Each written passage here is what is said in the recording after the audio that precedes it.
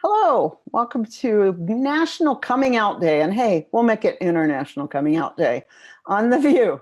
I'm Meg Riley, and it's my 40th year of living as a big old queer. I have always called myself a lesbian, truthfully and with more complexity. I'm bisexual, but I have had 40 years of relationships with women for which I am eternally grateful. Today, I come to you from Whitefish, Montana, where I've been for the week, looking at Glacier Park, meeting with the good UUs here, and otherwise living a life. Michael Tino, how and where are you? Good morning, everyone. Greetings from Peekskill, New York, where I didn't do the math this morning, and I probably should tell you how long it's been since I first came out, but queer here in Peekskill too, and it's nice to be with you on National Coming Out Day. Jess, holding down the tech fort in Seattle. How are things there? Holding down the tech fort here in Seattle. Yeah, I'm super excited for this show as well. I have a 10-year-old son who came out when he was 5 and wanted me to mention that today because he's out. So I'm really happy to celebrate today. And I'm going to be on Twitter, #TheVUU. I'm on Facebook Live fielding your questions and comments for our guests and hosts. So make sure you post some stuff there and celebrate with us. So I think we've seen the power of coming out recently with the Me Too movement and all of the women and people of other genders coming out related to sexual abuse and sexual misconduct.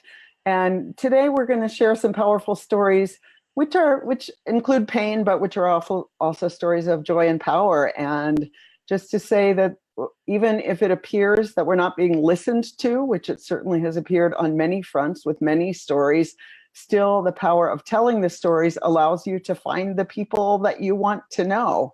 So we're really happy to have a couple of special guests today, and both of them have to leave early. So we're going to jump in with their stories, and I'm really excited to hear them. Lindasusan Ulrich, Reverend Lindasusan Ulrich, is the assistant minister at the First UU Congregation of Ann Arbor. She identifies as bisexual and queer and uses she, her pronouns. Reverend Don Fortune serves the UU congregation of the South Jersey Shore in Galloway, New Jersey. Where is that, Don? Where's Galloway, New Jersey? We are about 15 minutes from Atlantic City and about an hour from Philadelphia. Okay, right around there. We're technically below the Mason-Dixon line. Okay, interesting. New Jersey, didn't know. So Dawn is in the second year of ministry there. Dawn identifies as queer and genderqueer and uses they, them pronouns. And I see that Nori Rost has found us, hastily joining us thinking that we were in a different time zone. Welcome, Nori. And Nori, I know, is in Colorado Springs, Colorado, the hotbed of the religious right, or well, where the belt buckle just keeps getting bigger. But anyway, Nori, if you'll introduce yourself when you speak. But let's start with Lindasusan. Lindasusan, tell us a story. Oh boy. Let's see. Well, one of my coming out stories is that I have to keep coming out over and over and over because there's not a lot of bi visibility in the world. And so I keep trying to change that one story at a time, and especially being married to a woman. And so everyone will be like, oh yes, you're a lesbian. I'm like, I love my lesbian sisters, but neither of us is lesbian, actually. We're both identified as bi. But I keep doing that because I know how important it is. I know a lot of people who haven't been able to come out or don't feel safe coming out as bi, or don't want to risk coming out as bi because they're afraid people will reject them or not want to date them or whatever it might be. So I just keep doing that as often as I can, and sometimes it's a little awkward because I just gotta slip it right in. And also it can be awkward. My partner had an experience not too long ago where she was trying to she wanted to just let the person know that she was meeting up with that she's bi, but she realized that the way it sounded, it might sound like she was propositioning the person when that was not at all it. And she's like, this sucks. Why can't I just say who I am? And it's not a thing. And, but it is a thing. So she figured out a different way to say it. But I mean, I was fortunate when I first came out, I believe now 28 and a half years ago. I think I've done the math right, because it was during college, and I lived in a kind of co-op house where there were a lot of other people already out as bi. So I knew my friends weren't gonna reject me. I knew that, there was already a place for me. It didn't make it a ton easier because there's still the whole, the rest of the universe gets all weird about it. But at least I knew that my closest cohort was going to be supportive. Yeah, there's some story. Yeah, that's great. And we'll have some more stories. Don Fortune, how about you? Can you tell us a story? I can More tell stories. Tell us stories. Poor Amos. Oh God, let's see. Coming out, I have become sort of one of those like elder folks, now who are like, back when I was, we rode our dinosaurs to Pride, and I came out when Ronald Reagan was still president, which is right, Linda. Yeah, that back in the dark ages, I grew up, and it's interesting. I grew up in a very conservative area. As a young person, I had a lot of self-internalized homophobia and gender phobia, and so I identified earlier. I was very homophobic because I couldn't deal with the reality that was in front of me, and so when I came out, I identified as bi for about a month, and then I identified as lesbian for a long time. And then as years went on, it's interesting, after I hit 40, weird things happened. And I began to, open my understanding of gender and what that meant. I was doing a lot of spiritual work. I was doing a lot of healing work. And I was able to embrace the understanding that I am gender queer, at least for this moment. So I identify as sort of transmasculine. And with that, I was also able to sort of loosen up on my understanding of my sexual and romantic orientation. And so now I identify as queer because it's a much broader term and more inclusive. And it, for me, it means that I identify as someone who's attracted to people of a variety of genders. So that's where I am now. And, being the only trans-identified minister for probably 50 miles is a little strange, but I've got a real strong church community here who's done the work and is supportive. So can I ask you a question? Sure. It sounds like opening up the binary around gender also opened up the binary or something around sexuality for you. Yes. Is that how you would describe that? Yeah. It's interesting, and I'm gonna delve a little bit into the medical stuff. I started 2 or 3 years ago, very low doses of testosterone. And so now I have the Bobby Brady voice. It's kind of alarming because I can squeak when I need to. But it was at that time when I really began to I'm trying to find words for it. To find myself attracted to people who were genders other than women. So it was part the emotional evolutionary stuff I was doing for my own gender, that, and chemicals, because hormones are chemicals. There's a reason they're protected classes of chemicals, because they do stuff. So the combination of the internal work and the chemical work really made room for that to open up for me. Does that answer? Yes, I hope it does. No, thank you. Okay. And I don't mean to pry. I'm just curious because that's right. I think that one of the gifts of the genderqueer and trans community is really opening all of us up to think about a lot of binaries that are not really helpful. Whether they're spiritual binaries or whatever kinds of binaries. It's just, I find it language that's very liberating, and for some people it's language that lives in their bodies, more than others. Well, just to sort of piggyback on that, I don't want to take too much time. When I first came out, it was the 1980s, and what I had for role models for how to be queer was a very limited model.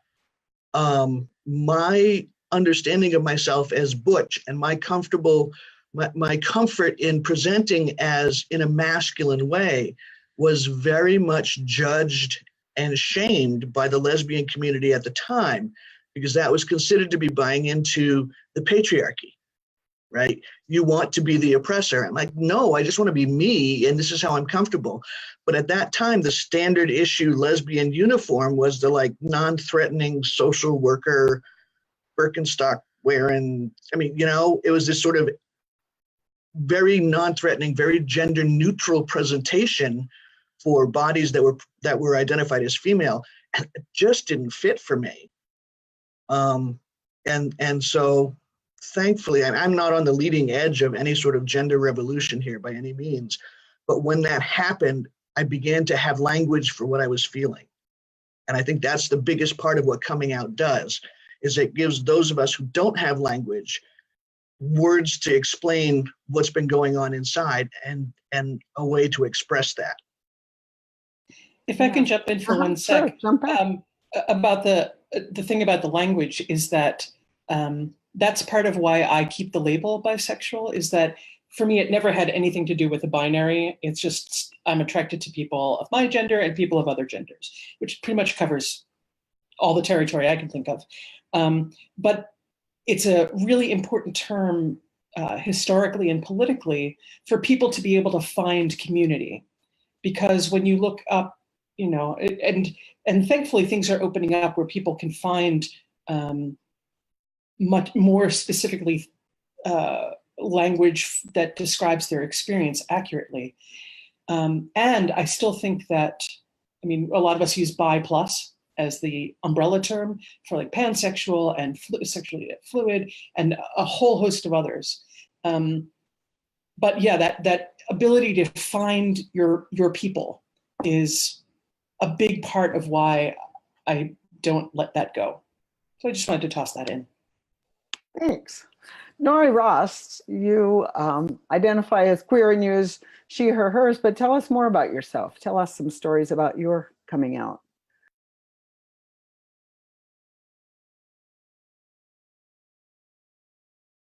I think I may be the eldest elder because I am actually celebrating this month my 40th anniversary of coming out. Me too, Nori. Woo!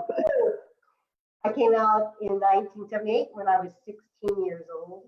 And I remember my actual coming out story is different from many people because I wasn't raised in a religious home, and I didn't have any Christian or other type of trappings around what queerness might be or homosexuality might be. And I had no clue. So one day I was working at the Bonanza Steakhouse, and the owner had said her daughter and roommate from Chicago were going to come and manage it. So I'm in the back room bussing tables. I'm in that brown polyester skirt and that orange cowboy print polyester shirt and this misfitting cowboy hat on my head. And in walk these two lesbians who I can only describe as a 1978 lesbian heat. They had short feathered hair, they had on dockers, they had on polo shirts. And I looked at them, and in my head, I said two things. I said, that's it. They're lesbian, and so am I. It was just like that. It was like the ugly duckling seeing the swans flying overhead. And I flew out of the closet because I finally felt I had a place where I belonged. I lived my whole life, and this was in Topeka, Kansas, by the way. So, you know, not the bastion of liberalism or anything, but I lived my whole life thinking, I don't fit in. Where do I fit in? And then it was like I had found my tribe, and I flew out of the closet because I was very claustrophobic. I wore a t-shirt to high school that said, how dare you presume I'm heterosexual. I wore a tuxedo to my senior prom. I went with a gay boy who was a junior. He wanted to wear a dress, and I'm like, Eric, you still have one more year with these people. I'm just going to say, let's wear matching tuxedos. So my whole life just projects from that point of being in that back room at the Bonanza Steakhouse and seeing Jamie and Pat walk in. And I've never looked back. And I mean, as a result of that, I was kicked out of my house the following year when I was a senior. But you know, that's my trajectory, and I embodied that differently. At that time, I identified as lesbian. And in Topeka, Kansas, Dawn, butch and femme were the deal of the day. It was fabulous. Although I just kind of looked grungy, basically. But I've embodied that differently in terms of who I identify as a lesbian. I've been really quote unquote butch, and then I went to this really femme period, and now I think of myself as a tomboy femme. It's like jeans or a black dress and not a lot in between. But I identify as queer because I also recognize, well, probably I would identify best as sapiosexual, which means I'm really attracted to intelligent people, because it's all about the energy for me. I don't have a type. I don't have a butch femme type. Can you say that word again for people who aren't familiar with it, Nori? Sapiosexual. Yeah, sapiosexual, which means you're attracted to intelligence. And that, for me, has always been about the energy. And I've certainly had great energetic connections with all genders, cis and trans men, trans women, cis men, cis women. So although I've landed in relationships my life, my 40 years of being out with women, I recognize that energy is there. And there was a time when I was a minister with Metropolitan Community Church, and you know, here in Colorado Springs especially, I thought, dear God, don't let me fall in love with a man. That would be worse to come out with than being queer at that point, because I was a professional lesbian. But I thought, it happened to Joanne Lewin, it could happen to me too. But it hasn't. So. For people who weren't around in 1979, can you say who Joanne Lewin is? Joanne Lewin is, I think she still considers herself a lesbian, a fabulous lesbian sex expert. I actually went to see her give a lecture on lesbian sex with my partner for one of our anniversaries way back in the day. And then when she was about 50, she came out as having fallen in love with a man. And there was this huge shockwaves went through the lesbian community at the time. And many who felt like she betrayed them, and others who felt like you can't say you're a lesbian if you're with a man. And again, how those labels can contain us rather than open us up. It's interesting. Yeah, there's quite a bit of rigidity. Yeah. Quite a bit of rigidity. Yeah. Michael, Tino, got some stories? Oh, I have stories, but you know, it's really interesting. I was kind of hoping, Nori, that you would come out like 5 years ago, because it's really weird for me to be like the baby queer on the panel, having only come out 27 years ago. I did the math. In the George Herbert Walker Bush. Let's just say, if there are younger queers watching this who would like to come on, type a note on Facebook and we'll bring you over to tell a story, because we are Absolutely. all a different generation than what it's like now. So do mention, we'll invite you on. Well, and I want to get in some of the comments that people are putting on Facebook Live. Catherine Clarenbach says that she loves the way Dawn is describing the flexibility and evolution of coming out. Samantha Hall said, oh, Lindasusan, you had said that your wife was struggling to tell someone she was bi without it seeming like she was hitting on them, and she had to find a different way to say that. And Samantha is wondering what that way was. So we're going to put a pin in that. But you know, the most fun part of my story, because I did get to come out in a liberal oasis of Ithaca, New York, though, you know, I had parents who I didn't know how they were going to react to my coming out. And the most fun story I have is how and when I came out to my father, which was the day before the 1993 March on Washington.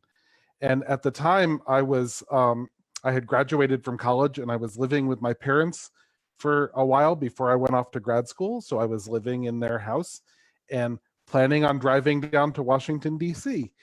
And so I kind of figured that my father needed to know that where I was going to be and why, because it was probably going to be on the news. And so I sat down with my dad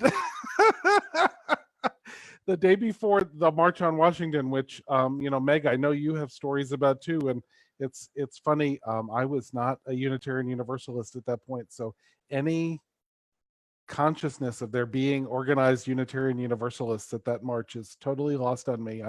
I found my people from Cornell, and we marched together. But yes, I had to tell my dad, not only am I queer, and I guess I used the word gay at that point.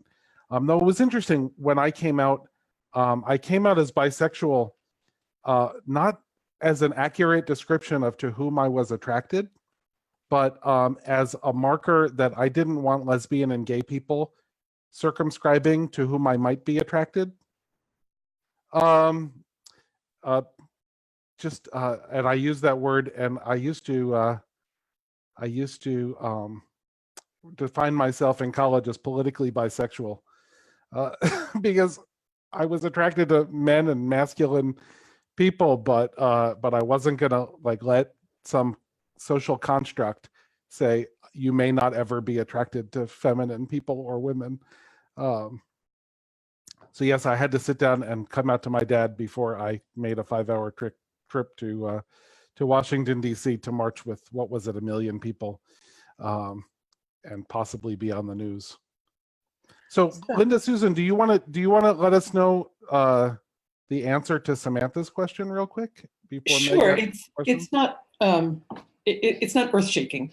Basically, Emily was going to a conference and was for her work and had space in the room, and so she was offering it to folks who were maybe were paying for their own way, and so just wanting to offer this extra space to someone who couldn't afford a hotel room otherwise. And it was posted on some queer list. I don't remember what it was. And so there was someone who was interested, and, just in the little getting to know you thing, it's on a queer list. So she was starting, out with, I'm bi and blah, blah, blah, blah, blah. And as I read it, or she had that, can you double check this for me? And I read it, and I'm like, yeah, maybe just put that lower in the thing, more about, here's the hotel room and some of the details. I'll let you know more. By the way, I'm married. I'm married. I have a 6-year-old. I identify as bi. It just sort of wrap it in the package of non-threateningness is really how it got resolved, and put just some of the details of, this is this thing I'm offering to someone who needs it. So, but it sucks to have to think about that at all. That's the key thing, is that, in a different context, a different identity probably wouldn't have to do that kind of editing, self-editing. That's the part that makes it so painful and sad, is how much self-editing has to happen. And, when does one choose to come out again and again? And, Dawn had mentioned something about, what are the costs of coming out? Because it's not free. Freedom isn't free. And that sense of being invisible for me has been incredibly painful. And just, the last time I was on The VUU, I talked about some of the really horrifying statistics, and they continue to be true about, a lot of sexual assault and suicidality and so on and so forth. And these things that in other populations would be seen as like a public health emergency aren't even talked about. And that's just, that wears you down after a while. Yeah. So I just wanted to touch my toe. That's really helpful. And it seems like the invisibility would be really different for if you're bisexual, but the world is perceiving you as heterosexual, because the world keeps putting you in the lesbian box, right? But I mean, it just seems like what we want to do is control each other's sexuality by boxing everybody up and feeling like, oh, they're safe because they're there and I'm here. And, you know, because I know, and we joke about this, the whole way that the VUU got started as a show is that Joanna Fontaine Crawford, who's been married to her husband for decades, called me on the phone and said, I'm trying to figure out, I'm filling out this form to be on a UUA committee. They want to know my sexual orientation. I'm really bisexual, but I'm in this heterosexual. What are they asking me? You know, are they asking me, would I be a good conduit to communities? And so that just, I said, this is such a UU conversation that we're having. We should have a talk show to talk about things like this. And we joked about it and came up with the silly name, The VUU. And that's actually where this show started. But for Joanna, who that coming out was, she felt so good. And she came out, Lindasusan, I think the day that you were on Bisexual Visibility Day, because, and she's come out to her church. And so I think especially for bi people who are boxed up as heterosexual, which to my mind, I mean, not that lesbians can't be the most controlling people on the planet, she says, as someone who knows that community so well, but there are different boxes that people get thrown into and different pains for saying, no, actually not, you know, for different communities. But yeah, I think all of us who did come out early, you know, to my kid who's genderqueer, the fact that I'm, you know, an old dyke is just yawn. I never went through anything. And it's impossible to describe the fact that Dykes to Watch Out For was our only media, was the only reflection that we had of ourselves, that there weren't Will and Grace. I mean, as limited as popular culture may be, the only images we had either were pedophiles or suicidal. I mean, that really was all there was that we saw besides each other, which I think is why we were so desperate to control each other in really horrible ways. But I think that's why we were so desperate. It's worth mentioning also that the suicidality, the images portrayed of gay people was part of the Hollywood Code. That was by intention. If there was a gay character, they were required to either come out at the end of the movie, be dead or cured. So let's not forget that was intentional in our culture in that age. Yeah, I'm just glad that that there are more portrayals of bisexuals who don't wind up dead, denying themselves, or murdering someone, because usually they wind up murdering someone. So there was some, on Madam Secretary, there's not one, but two out bi characters who are awesome and not at all confused or anything. They're very clear who they are, and they're not killing anyone. Cannot tell you how, I think I wept actually when each of them came out. Yeah, and then after those codes, Dawn, and thank you for lifting those up. The other option for women, of course, was that it was a phase to be with women and then marrying, and which is cured. But even you know, what was that one that came out recently? The Kids Are All Right. I was like, could there be a plot that didn't involve one of the women sleeping with a man? Like, could there just be that plot sometimes? But it feels like no, because nothing's happening if just two women. That's not really anything. So you just have to bring a man into it. Jess, do you want to tell your son's story? Because that is a young story. Yeah, you know, it's funny. I mentioned that we were doing this show this morning and what the topic was, and he was like, "Tell them I'm gay."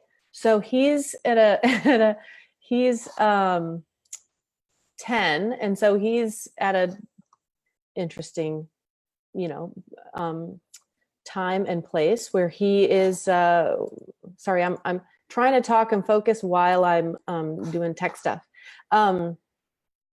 So he actually went to the Pride Parade in Seattle this year, and I really want to see if I can show that photograph, because he's wearing a hat that says, "I'm gay and I like unicorns." And you can see that the outfit that he has on is some of his clothes and some of mine. So yeah, he's great. And I mean, really, he came out at 5. Like, he mentioned it to me at 5, like one day when we were like playing trucks or something, like, not like total nothing moment. And then mentioned it again at 7, and then mentioned it to a few other people at 7, and then at 10 was like, this is who I am and I want everybody to know it. And so that's when he started wanting to wear shirts and hats and unicorn socks up to his knee. And I have to say, we live on an island, off of Seattle. And I mean, it's literally an island of liberal people. Like, it's a bubble. And so he's super lucky, super lucky that at 10, he can put on pink shirts and go to school and tell everybody that he's gay, and he is met with love and affection. And he actually came out to a teacher and said to the teacher, "I'm gay." And the teacher said to him, "Me too." And then they just sort of like went on with the rest of their day.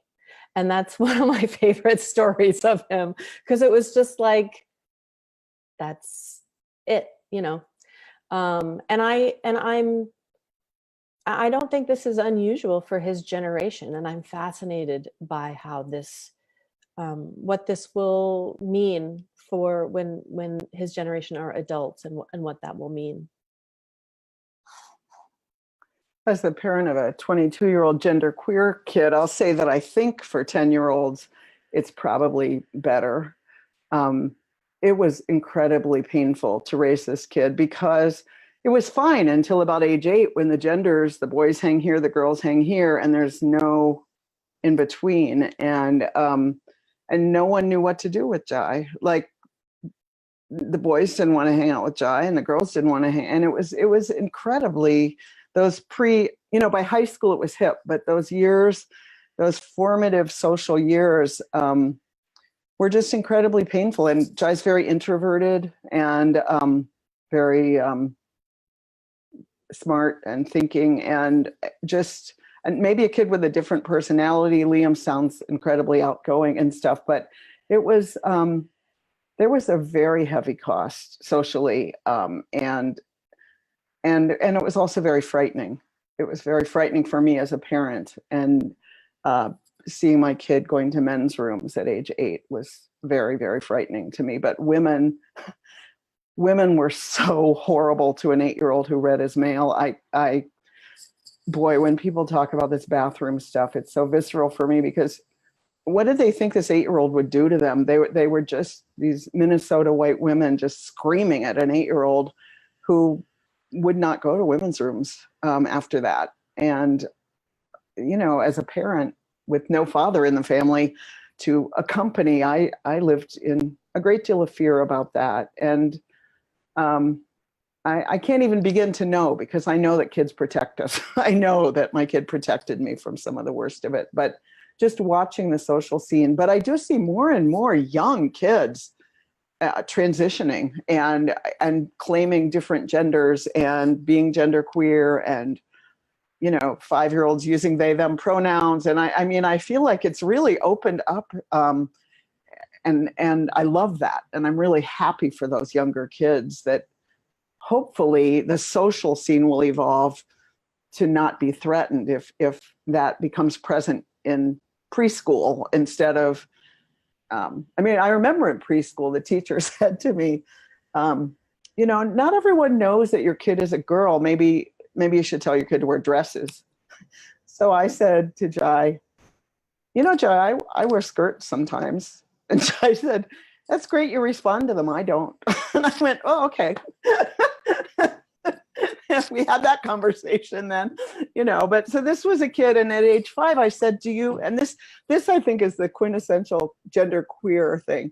I said that question that's always the trans question, do you feel like you're in the wrong body? And Joyce at 5 says, no, this is my body. I feel like I'm in the wrong world. And I was just like, okay, then we're good. So I was just gonna, I have to leave relatively soon, but I wanted to add one story about how things are different, because my 6.5-year-old plays around with gender, is currently he's kind of shifted around at various times saying, oh, I'm a boy, I'm a girl, I'm neither a boy nor a girl, which is where he is right now, though he still wants the he pronouns, because we check in every now and then. And also, I've got this fantastic photo of him in this dress. He loves pink. And when he was in preschool, his first year of preschool, we had gone to like a, flea market, not flea market, like a rummage sale kind of thing. And he'd found these pink Mickey Mouse sneakers that he fell in love with, totally loved them. And he'd never shown much preference for clothes at all. He just didn't care much. So the fact that he actively loved these was kind of a big deal. And so, on Monday morning, we're driving him to preschool, and he wanted me to sit in the back seat with him. So I was doing that and just thinking, what can I say to preemptively protect my little guy who loves his shoes, his pink Minnie Mouse polka dot shoes, in case the kids are not kind to him? And but there was nothing to say. Like, I racked my brain, and I was like, because I didn't want to say something in case nothing did happen, because then he's going to feel weird. And so I just reiterated how much I love him and how much I love that he loves his shoes, and crossed my fingers. So we walk into the preschool, and he had the most fantastic teacher. And so, we're coming in, there's this big open space across from, you have to go through the little indoor play space to get to his classroom. And his teacher just happened to be coming on the other side of the blank space. And she said, look at those awesome shoes, or something like that. You got new shoes. They are fantastic. And I was like, oh my God. And so she then we went over, and she was loving up his shoes, and she brought him into the classroom and said, look, everyone, look at Robert's shoes. Aren't they amazing? And, everyone was just loving up his shoes. Apparently, we found out later that she wound up changing the whole lesson for the day based on this book called My Pink Shoes or something like that. And they started to talk about this whole thing. And I still get choked up, because I was so worried what could happen to my little guy and his love of just who he is. And then instead to have this teacher actively celebrate it and bring the other kids into it and normalize it was just incredible. So, it's not going to be perfect. He's also gotten teased at school at various times for liking pink. But wow, how much better. And, the fact that all of us have been out for so long is part of how that evolution happened. So I don't mind being an old timer, even with the costs, because my little guy is gonna have it, wherever he lands on whatever spectrum, he's gonna have it so much easier. It's not going to be easy necessarily. He may wind up being like, oh, the pink thing, I'm kind of over it. Yeah, I really do feel like a boy. And I'm straight. Sorry, moms. And that's okay, because he knows that it gets to be his decision. And I've been on a soapbox because, it's my little guy, and I love him a lot. So thanks for letting me talk about it. Well, it's good to hear how it's changed. And I do want to name that it was harder for us than it was for people later. It was easier for us because of people that went before. And just to take a minute to really lift up and name some of the people in our own movement in Unitarian Universalism who were fired, who were jailed, who really paid a heavy price. And we did a show a long time ago with Rob Eller Isaacs, who was in LRY when Jim Stoll came out. He was the first VUU minister to come out, never served a congregation, came out in 1969, and never was able to serve a congregation. And Rob said at the time that, I'm trying to remember which of the Seberg brothers was jailed for being sexual with another man, and actually served time in jail in the 50s, a beloved, older minister when I met him, that, it was really terrifying. My old boss, Gene Navius, who came out in the 50s, he's dead now, but just had horrible stories to tell about the terror of being found out, and that, a lot of General Assembly, the gay community, would disappear into bars. And I became the director of the GLBT office, which was just the GL office at the time, in 1992.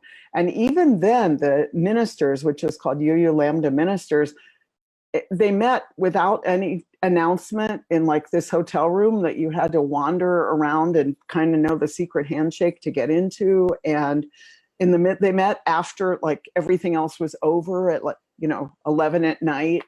And it was weird because at that point there were a bunch of out ministers, and I kind of looked around and said, who are we protecting by doing this? And we stopped.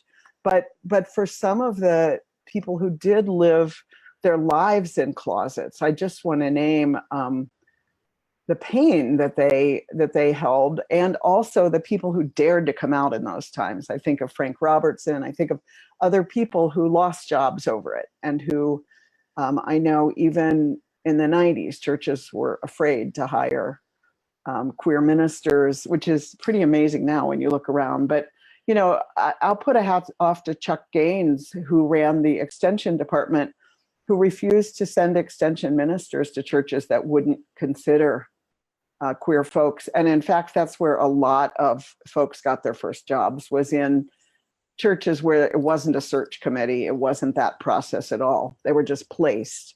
And also to Mark Bellatini, who was out and in a church, and Doug Strong, Scott Alexander, some of those late 70s people, mid to late 70s, who were out. I was not out so I became a director of religious education and never planned to not be out. But the minister at the church where I was gave notice a month in, and I didn't know how to come out or who to come out to. And it turned out, so I had this big secret. It turned out the board had discussed at my very first board meeting, which I wasn't at because they didn't invite the DRE, they had discussed the fact that I was obviously queer, because it was pretty obvious, but no one ever told me that. So I thought it was a secret. And so it was horrible living in the closet. I mean, it was like, how was your weekend? Was, I might have been celebrating my anniversary with all my best friends, and I would just say, oh, I went to a party. You just neutralize and invisibilize your life to this degree that you are the most boring person on the planet.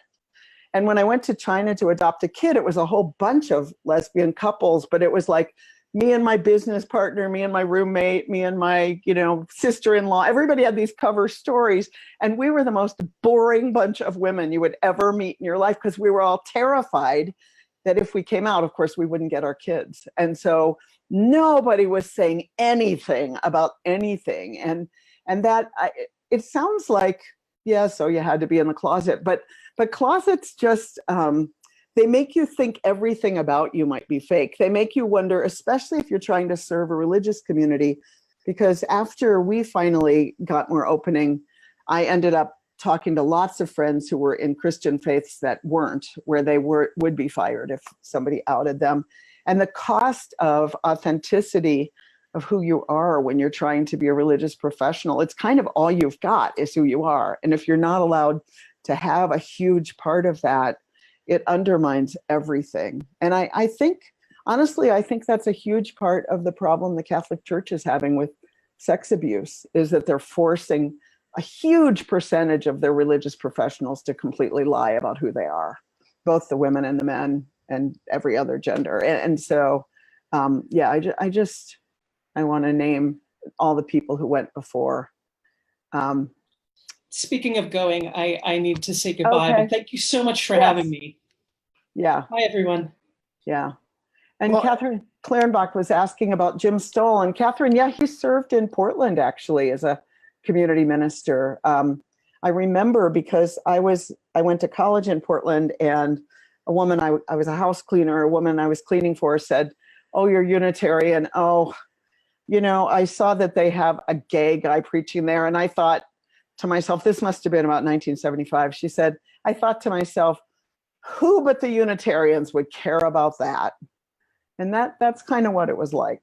Who but the Unitarians? Meg, I want to, with the evolution of rights and the evolution of dignity as human beings, the now leading edge for clergy is folks who are trans and folks who are in ethically non-monogamous relationships. And I think right now we have in our entire association 3 out trans ministers serving congregations. And I don't remember, but I want to say that I've seen numbers that say that the average length of a ministry for a trans minister is about 3 years, which is significantly shorter than other folks. And I just want to lift up what happened at the congregation where I am. I mean, I've got this little gem of a congregation. I can't tell you how happy I am here. But when I was in the interviewing process, there was some discomfort and some anxiety about what will it mean if we hire a trans minister? You know, are we all going to have to suddenly, be super educated about trans stuff and defend our choice? And like, there was real anxiety, like, what do we do? I mean, they don't even know how to be, right? And so I came for pre-candidating, and we had a great time. And I came for my candidate, and at the end of the pre-candidating weekend, there's that question at the end of the process where they say, is there anything that you see that would prevent you from being able to do ministry here? And so I said, let's talk about gender. Let's talk about gender. Because I know that the committee itself did a lot of really hard work to get to the place where they were like, okay, we can do this. We like you enough that we will figure this out. And I said, I appreciate that. And I also know that the entire congregation has not done that work. And so before I am able to entertain an invitation to be your candidate, I need to know that you're going to do, the whole congregation is going to do work on gender, because I'm not going to spend my first year explaining my pronouns. I've got other stuff to do. And the fascinating thing was, we were at lunch and they sort of huddled up. It was almost like I wasn't even there. And there was this conversation back and forth. Well, we need to do this work. It's going to cost money. We can find the money. But what if we do this work and Dawn doesn't come? We need to do this work anyway. Okay. It took 30 seconds, and that's what they did. And I was like, I can come here. And they contracted with Alex Capitan, who came down and did a workshop before they even announced that I was their candidate. And then Alex has come back since then to talk about how systems respond when there's a new thing in it. And they've really, really done the work. And I don't know that my colleagues who are trans identified are in places that have done that kind of stuff. But I feel really good here. But in other places, I have not felt that welcome, Can you describe, I don't mean to make Sure. you relive trauma, but can you describe the kinds of microaggressions and the kinds of ways that the transphobia, or whatever you would name it, played out in those congregations? Because I I'd like people to identify what might be going on in their own congregation, and also to lift up Alex Capitan and Michael Slack for their consulting business. Say that congregations that need help have someone they can call. Yep. Yeah. Yeah. Those two are just amazing. They're doing amazing work.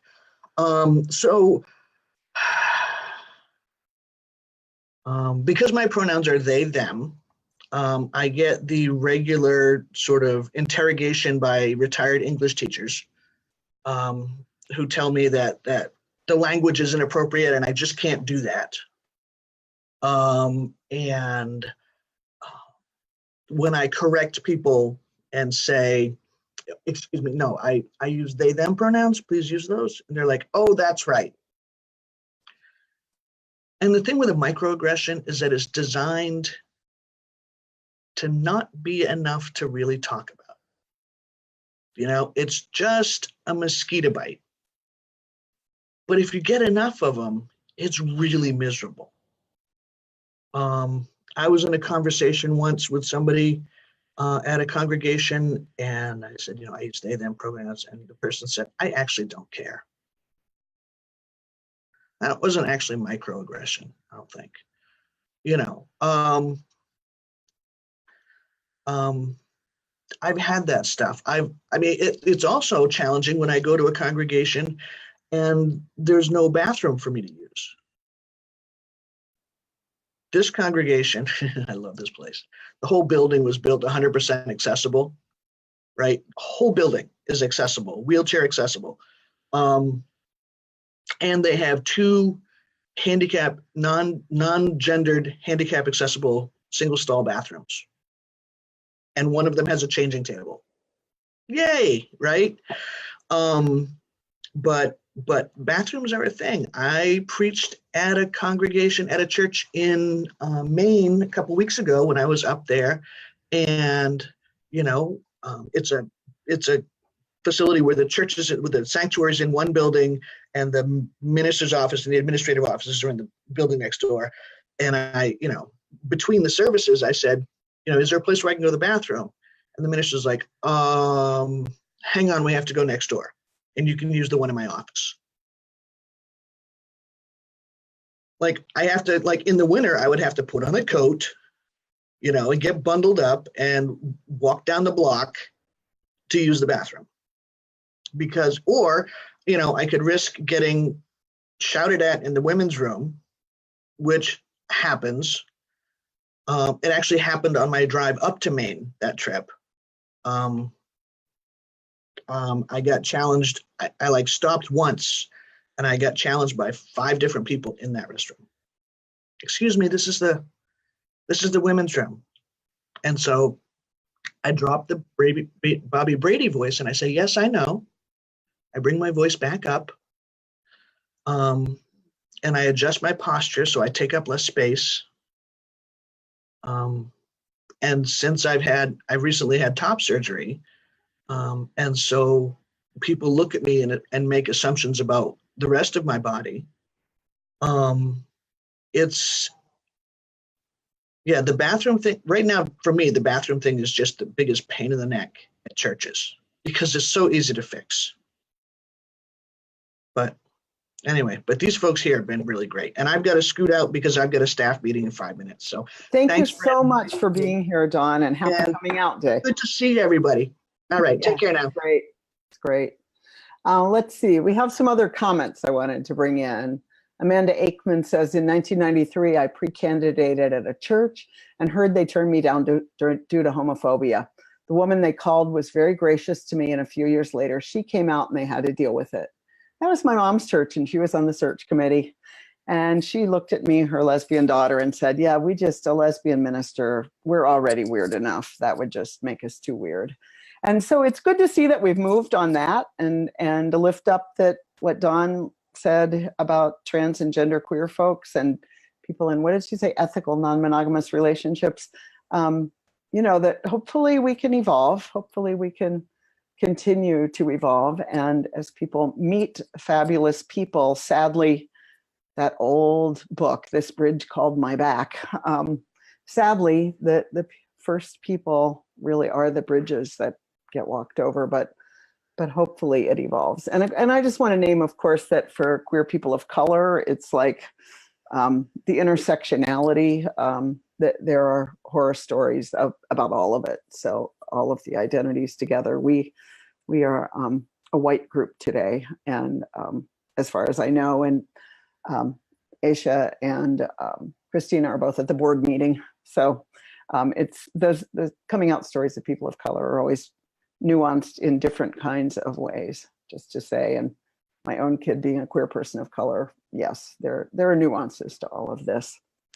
So we're wrapping up the hour. Nori, what else do you want to say to us? Well, thanks for having me on the show. I think that we are evolving.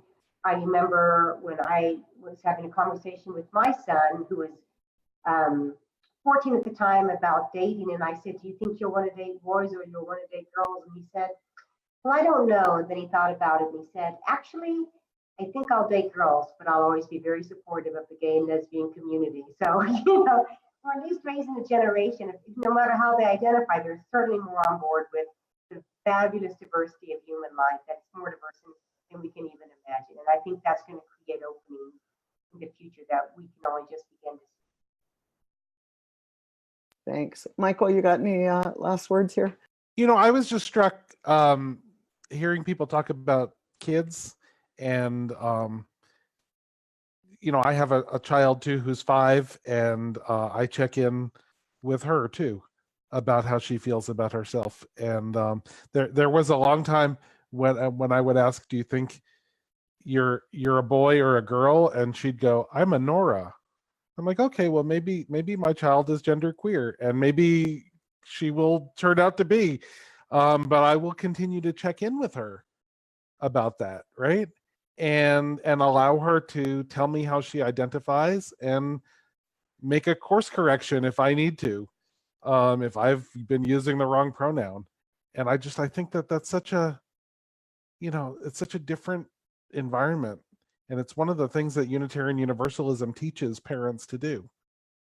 We teach parents how to be sexuality educators and how to check in with their children and how to have, whatever their child says, I'm gay and I love unicorns. Great. Like, how about we buy you some unicorn socks? Well, and I want to say too that we, one of the reasons that Liam was so comfortable coming out and being himself was because he did OWL, 4th, 5th, 6th OWL, and that was a huge part of him getting a chance to talk about those things and think about them and really own who he is. And we do such a good job having our kids take OWL that I really think we as adults need to make sure that we're doing our OWL as well, and making sure that we're there for our kids and doing our own work in that way. That's a great transition. Thank you, Jess. It's hats off to all the religious educators. I channel Aisha and say that, and Christina. And I wanted to name that in my dreams, all of our churches have gender neutral bathrooms. So every transgender queer person ever traveling could know that they could stop in and have a safe place to go to the bathroom. Just in my dreams. It is not the case, and I wish it were. And it would be, as Dawn said, so easy to do. And so anyway, I'll just say that. And next week we have Dee Van Diver, who's down the block there from you, Jess. Aren't I lucky? I'm so lucky. I know. Has moved from New Orleans out to Bainbridge Island, or I don't even know if I got the right island, but an island. And Dee and Aisha are together writing a book about collaborative leadership. So we'll be talking about collaborative leadership. Nori, thanks for coming. Thanks also to our hosts who had to fly, or I guess who had to fly out. And see you next time.